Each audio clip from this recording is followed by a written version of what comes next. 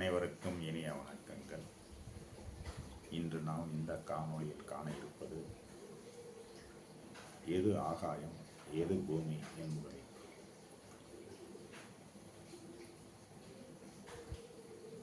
ஒருவர் சிம்ம லக்கினத்தில் பிறந்திருக்கிறார் என்று வைத்துக் கொள்வோம். இந்த சிம்ம லக்கினம் முதல் மகரம் வரை, அதாவது சிம்மம், கன்னி, துலாம், மகரம் அப்படின்னு சொல்லக்கூடிய சிம்மம், கன்னி, துலாம், விருச்சிகம், தனுசு, மகரம் வரை 6 வீடுகளும் பூமியை குறிக்கும் ராசிகளாகும். அதுபோல் 7ஆம் இடமான கும்பம், மீனம், மேஷம், ரிஷபம், மிதுனம், கடகம் வரை ஆகாயத்தை குறிக்கும் ராசிகளாகும். இந்த ஆகாயத்தை குறிக்கும் ராசிகளில் சுபகரங்கள் இருந்தால் அந்த ஜாதகருக்கு மிக உயர்ந்த பலனை தரும். அதுபோல் சிம்மம் முதல் மகரம் வரை சுபகரங்கள் இருந்தால் அந்த ஜாதகருக்கு உயர்ந்த பலனை தராது.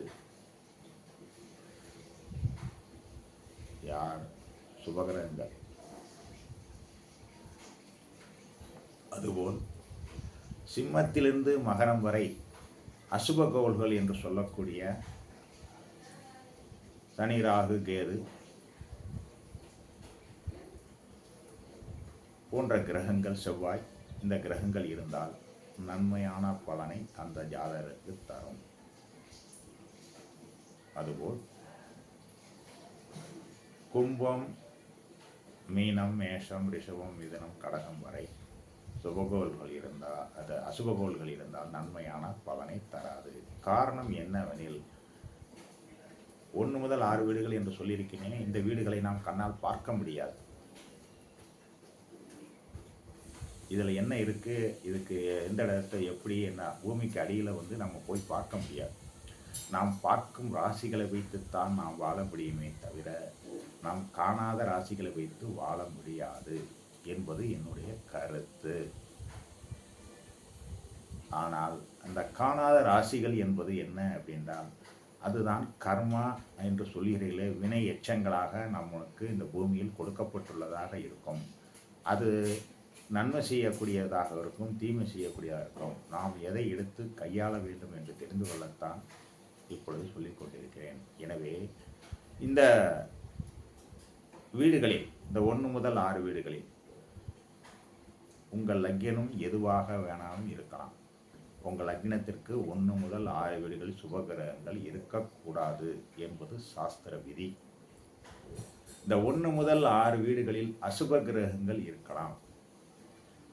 சுபகிரகங்கள் இந்த 1 முதல் 6 வீடுகளில் தான் நன்மையான பலனை தராது. அசுப கிரகங்கள் இருந்தால் நன்மையான பலனை தரும். அதுபோல் 7ஆம் இடத்தின் முதல், அதாவது உங்கள் லக்னத்திற்கு 7ஆம் இடம் முதல் 12ஆம் இடம் வரை சுபகிரகங்கள் இருந்தால் நன்மையான பலனையும், அசுப கிரகங்கள் இருந்தால்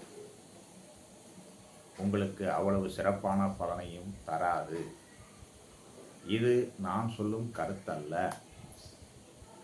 பிருகத் ஜாதகம், வராகமர் எழுதிய பிருகத் ஜாதகத்தில் கொடுக்கப்பட்டுள்ளது.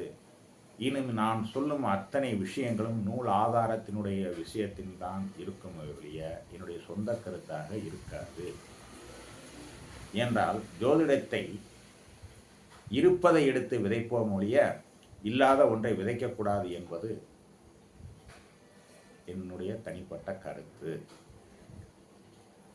அந்த இல்லாத விஷயம் வந்தால் நான் என்னுடைய அனுபவம், என்னுடைய உணர்வு ரீதியாக கிடைத்த விஷயமாக இருந்தால் நான் சொல்லுவேன்.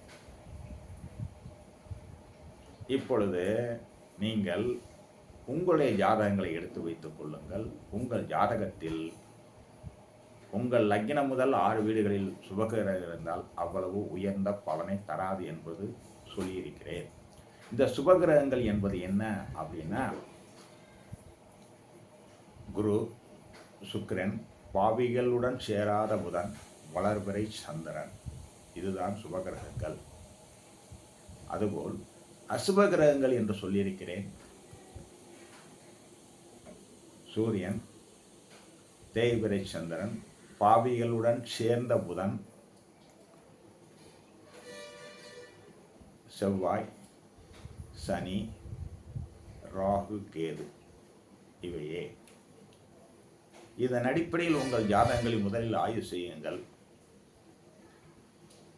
சரியாக இருக்கா, தவறாக இருக்கா? ஏனென்றால் நான் நூல் ஆதாரத்தின் அடிப்படையில் தான் இந்த காணொளியை பதிவு செய்கிறேன். ஏன்னா இந்த நூல்கள்லாம் இன்னைக்கு வெளியில் யாரும் எடுத்து வெளியில் இந்த நூல் ஆதாரங்கள் அடிப்படையில் எடுத்து யாரும் சொல்கிற மாதிரி ஒன்றும் கிடையாது. அதுக்காண்டி தான் இந்த விஷயங்களை உங்களுக்கு நான் சொல்கிறேன். மற்றொரு விஷயத்தையும் உங்களுக்கு பகிர்கிறேன். அதாவது ஒருவர் துலா லக்னத்தில் பிறந்திருக்கிறார். அப்ப துலாம் முதல் மீனம் வரை அசுப கிரகங்கள் இருந்தால் நன்மையான பலனையும், சுபகோள்கள் இருந்தால் உயர்ந்த பலனையும் அந்த ஜாதகர் அனுபவிக்க முடியாது. அதுபோல்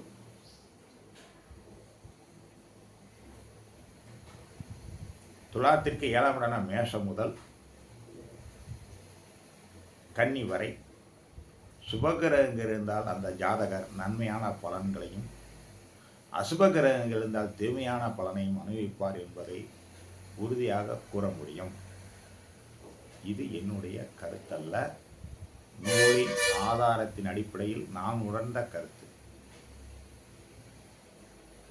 அதுபோல் மற்றும் ஒரு சிம்மலக்கின ஜாதகத்தை எடுத்து உங்களுக்கு பகிர்கின்றேன். ஒரு ஜாதகத்தில்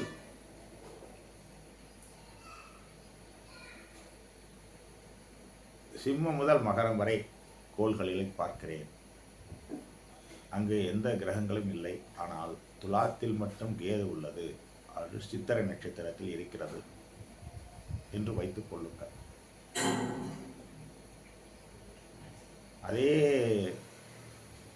சிம்மலக்கினத்திற்கு கும்பம் முதல் கடகம் வரை கிரகங்களை பார்க்கிறேன். கும்பத்தில் புதன், சுக்கிரன், சூரியன், சந்திரன் இந்த ஜாதகங்கள் உள்ளது. கும்பத்தில் இருக்கிறது. செவ்வாய், சனி மீனத்தில் இருக்கிறது. குரு கடகத்தில் இருக்கிறது. ராகு மேஷத்தில் இருக்கிறது. இந்த ஜாதகர் புதன் திசையில் மிக அமோகமாக வளர்ந்தார். காரணம் என்னவென்றால் லக்னத்துக்கு 7ஆம் இடம் என்பது வானத்தில் சுபகோள்கள் என்று சொல்லியிருக்கிறேன். ஆனால் அதே சமயம் அந்த சுபகோளாக இருந்தாலும் சூரியனும் சந்திரனும் கும்பத்தில் இருப்பதால் அசுபர்களுடைய சேர்க்கையானதால் இந்த ஜாதகருக்கு புதன் திசையில் பிற்பகுதியில் பாதிப்பை கொடுத்தது. முற்பகுதியில் வளர்ச்சியை கொடுத்து பிற்பகுதியில் பாதிப்பை கொடுத்தது. இது நான் கண்ட உண்மை. அதை உங்களிடம் இதுபோல் உங்கள் ஜாதகங்களை எடுத்து பாருங்கள். உங்களுக்கு பலன் சரியாக இருக்கும், மிக எளிமையாக இருக்கும்.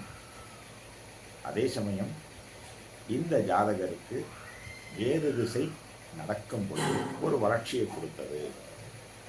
காரணம் லக்னத்திற்கு 3ஆம் இடம் துலாத்தில் இருப்பதால் இந்த ஜாதகருக்கு உயர்ந்த பலனை தந்தது என்பதை தெரிந்து கொள்ளுங்கள்.